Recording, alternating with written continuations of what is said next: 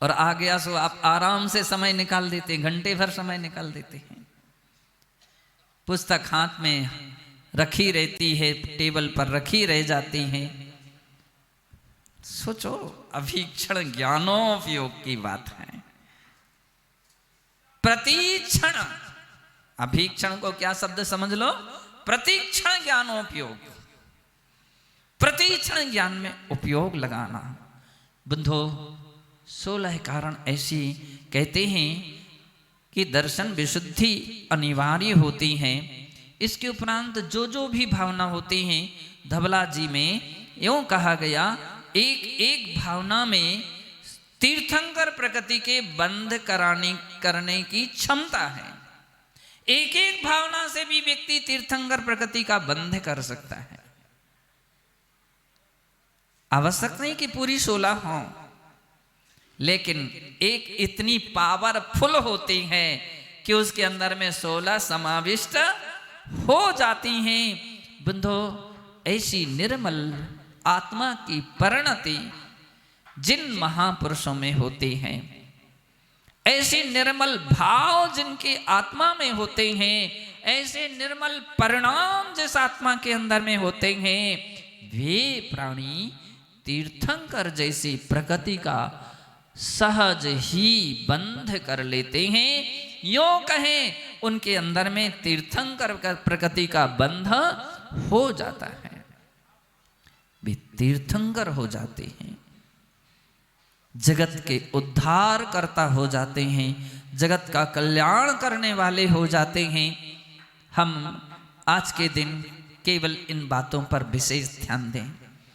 पंच कल्याणक हमारा शांति विश्व शांति महायज्ञ के रूप में कहा जाता है, तो दूसरी ओर में ज्ञान यज्ञ के रूप में भी पंचकरणक होता है। क्यों? ज्ञान के साथ क्रिया जो होती है,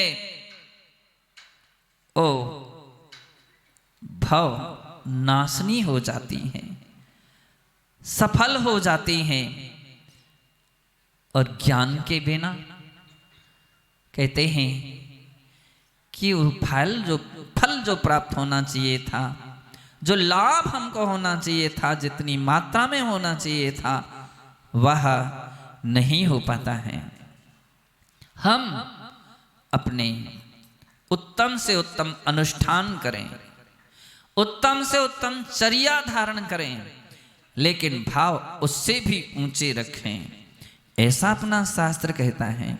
आप पूजा के समय कुछ पंक्तियां बोलते हैं और उसमें जब शुद्धि की बात आती है तो एक श्लोक बोलते हैं, द्रव्यस्य शुद्धि मधिगम्य यथानुरूपम भावस्य शुद्धि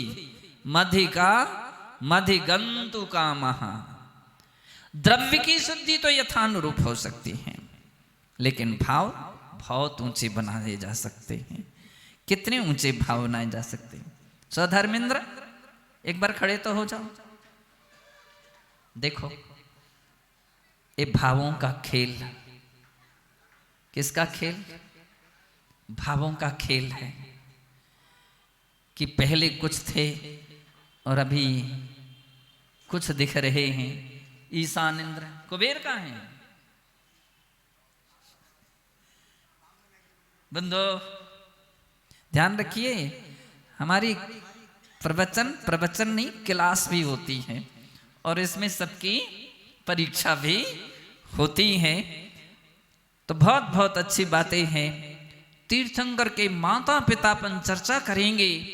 आज केवल इतनी ही बात है कि भावों के कारण व्यक्ति कहां से कहां पहुंच सकता है।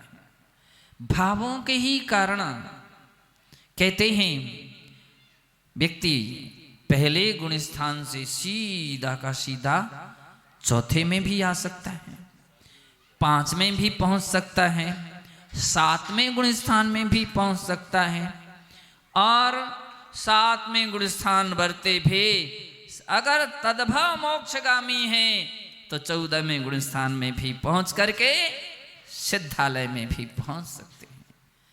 हम अपनी जिंदगी में इसकी कीमत करें। ये अपना धर्म है। इसी बात की चर्चा करता है कि आपके भाव, आपके परिणाम को आपने कितना संभालने की कोशिश की है। ऐसा तो नहीं कि अभिषेक कर रहे हो और मोबाइल हाथ में लिए हो, उस समय घंटी आ जाए तो एक हाथ में कलश रहेगा अभिषेक का और दूसरे में हेलो हेलो हेलो। ऐसा ना हो। उस समय मोबाइल वगैरह अलग करके ही आइए, घर में छोड़ करके आइए। अभिषेक पूजन के समय मोबाइल घर में छोड़ करके आइए, ताकि उतना क्षण आपको सौभाग्य से मिला है वो सफल हो सके। स्वाध्याय में बैठे स्विच ऑफ करके बैठे, शास्त्र सभा में बैठे तो स्विच ऑफ करके बैठे। बड़ी मुश्किल से आपने समय निकाला है। ठंडी में भी आप अंदर बैठ गए हैं, बैठ गए ना। मन तो कर रहा था कि धूप में बैठ जाते, बैठ गए। मन कर रहा था दुकान पर होते तो दुकान खोलते, क्या पता कितने ग्राहक खड़े हैं। निश्चित है आपने बड़ा त्याग किया है कि उस मोह को छोड़ करके यहाँ आ गए हैं, यहाँ आए हैं, यहाँ बैठे हैं। लेकिन इस बात को ध्यान दीजिए, इतना सब कुछ किया, कहीं बातों में समय ना चला जाए। बहुत जगह अपन देखते हैं कि कितने लोग ऐसे रहते, बस प्रवचन का समय हुआ, जो ज्ञान का समय था, जो हमारी जागृति का समय था, यूं कहें प्राण प्रतिष्ठा का समय था, और आप उठ करके बाहर निकल गए। वो परीक्षा का था, इम्तिहान का समय था, और आप बातें करने लगे। पास हो गए कि फेल? क्या हो गए? एक बार फिर से बोलो, क्या पास हो गए कि फेल? फेल हो जाएंगे, फेल हो जाएंगे।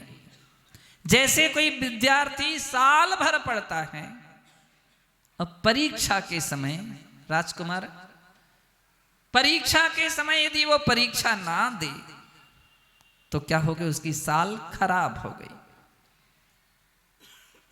समझ लीजिए, अपना सब कुछ फेल हो जाएगा, सब व्यर्थ चला जाएगा। इसलिए ऐसे कभी अवसर आए, मंदिर जाने का अवसर आए, उतने क्षण सोच लो कि अब हमको भगवान के दर्शन कर लेने दो, भाव सहित। अभिषेक कर रहे हो, अभिषेक कर लेने दो, मोबाइल छोड़ दो, बातें छोड़ दो। प्रवचन का समय आए, बातें छोड़ दो। अब देखो आपके परिणामों की निर्मलता जिंदगी ही नहीं, आपके भाव को भी बदल देगी। तकदीर ही नहीं, आपकी तस्वीर को भी बदल सकती है। भावों की निर्मल परिणति, 16 कारण भावनाएं हम सबके लिए बहुत बड़ी शिक्षा देती हैं। उनके द्वारा अपने जीवन को सफल बनाएं। कल मैं बतला रहा था कि विनम्र सागर जी यहाँ आए, विश्रांत सागर जी यहाँ आए, विशाखा श्री माता जी को तो हम भूल ही गए थे। चरणों की वो धूल जो थी ना, बोलते चरणों की धूल। विबोध श्री माता जी मलेरा में चातुर्मास किया। अब बड़ा मलेरा के लोग कितने खुश हैं, ये जरूर है। शुरू शुरू में थोड़ी लगता है, क्या बोल रहे, उनकी प्रेरणा से। देख लो माता जी, विबोध श्री माता जी की प्रेरणा से हमारे कमल भैया कहते हैं सौधर्मेंद्र बनने का हमको अवसर मिल गया। ये है माता जियों का साधुओं का प्रभाव, धूमधाम से वहां चातुर्मास किया। और विशाखा श्री माता जी ने द्रोणगिर जी में चातुर्मास किया। आपकी प्रेरणा से कौन क्या बने? अच्छा बोली माता जी, बोली कि सबसे बड़ी प्रेरणा तो हमारी थी कि यहाँ पर पंचकलक हो रहा है और सारे संघ यहाँ पर आए हैं।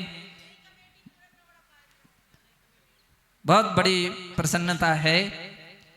अपनी